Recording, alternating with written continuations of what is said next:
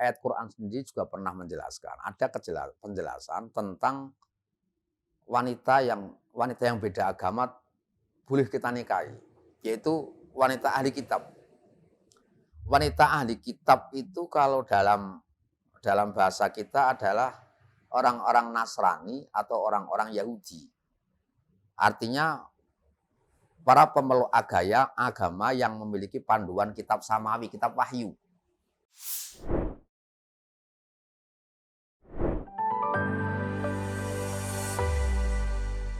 Assalamualaikum warahmatullahi wabarakatuh. Para pemirsa yang berbahagia. Pada kali ini kita akan membicarakan tentang wanita yang diharamkan untuk kita nikahi karena beda agama.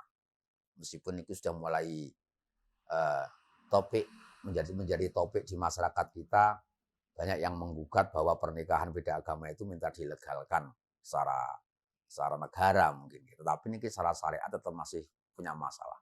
Memang di dalam ayat Quran sendiri juga pernah menjelaskan, ada penjelasan tentang wanita yang beda agama boleh kita nikahi, yaitu wanita ahli kitab.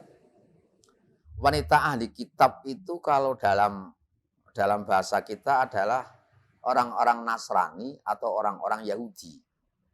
Artinya para pemeluk agama yang memiliki panduan kitab samawi, kitab wahyu.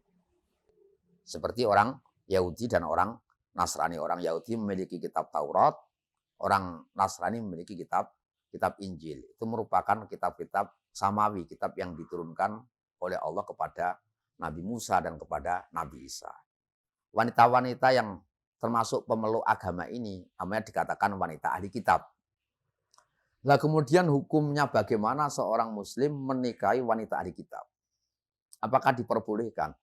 Itu diperbolehkan tetapi dengan beberapa syarat.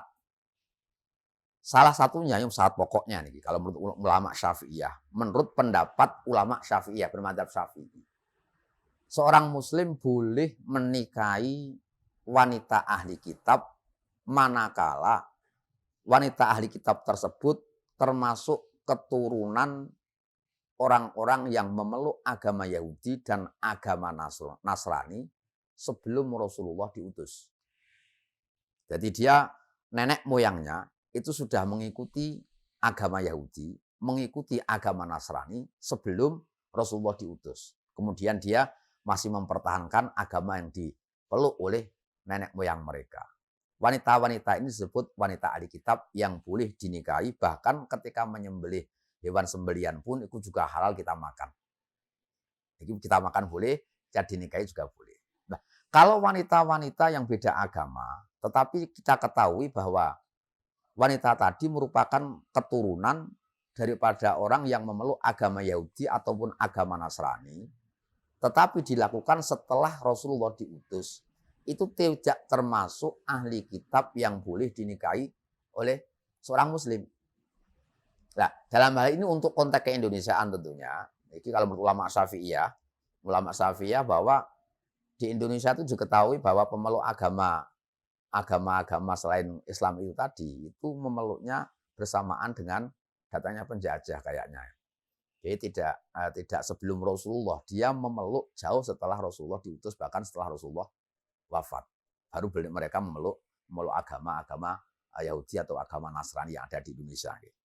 Entah kalau memang di Indonesia ada orang Yahudi yang memang dia keturunan orang-orang Israel sana yang mengikuti agamanya Nabi Musa sebelum Rasulullah dilahirkan atau sebelum Rasulullah diutus, itu ada di Indonesia apa tidak kita tidak ketahui. Kalau memang ada berarti dia termasuk kategori ahli kitab yang boleh dinikahi. Kalau orang Nasrani yang ada di Indonesia ini memang dalam sejarahnya dia memeluk Nasrani karena Nasrani di Indonesia itu dibawa oleh Belanda. Kalau tidak perlu dibawa oleh Belanda. Sehingga dapat dipastikan ketika dia memeluk agama Nasrani karena mengikuti misionaris yang dibawa oleh Belanda tadi, secara otomatis dia tidak termasuk kategori ahli kitab yang boleh dinikahi oleh seorang muslim. Karena tidak memenuhi syarat, dia termasuk tidak memenuhi syarat nenek moyangnya memeluk agama tadi sebelum Rasulullah diutus.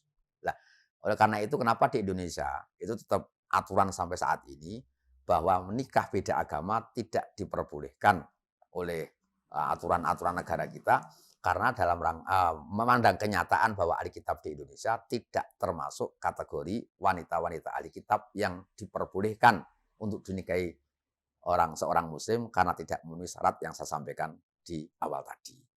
Jadi ini mungkin jadi pegangan kita ya, jadi pegangan kita tidak perlu menelaah, tidak perlu kita teliti apakah mereka memang betul-betul keturunan pemeluk Nasrani atau pemeluk Yahudi sebelum Rasulullah dilahirkan atau sebelum diutus, tidak perlu kita telaah sampai ke situ. Tapi memang secara umum di Indonesia mereka memeluk agama tadi itu bersamaan dengan terjadinya penjajahan di negara kita. Oleh karena itu jelas kalau menurut saya ini tetap tidak diperkenankan seorang pria muslim menikah dengan wanita ahli kitab yang ada di Indonesia. Kemudian kalau seorang perempuan muslimah ketika dinikahi non-muslim pun juga sama, tidak diperbolehkan. Bahkan ketika wanita muslimah dinikahi oleh non-muslim yang ahli kitab pun, yang memenuhi syarat pun juga tidak diperkenankan. Nah, ini kalau wanita. Tapi kalau pria muslim sebenarnya boleh menikahi wanita ahli kitab dengan beberapa syarat yang saya sampaikan di muka tadi. Mungkin ini semoga bermanfaat. Wassalamualaikum warahmatullahi wabarakatuh.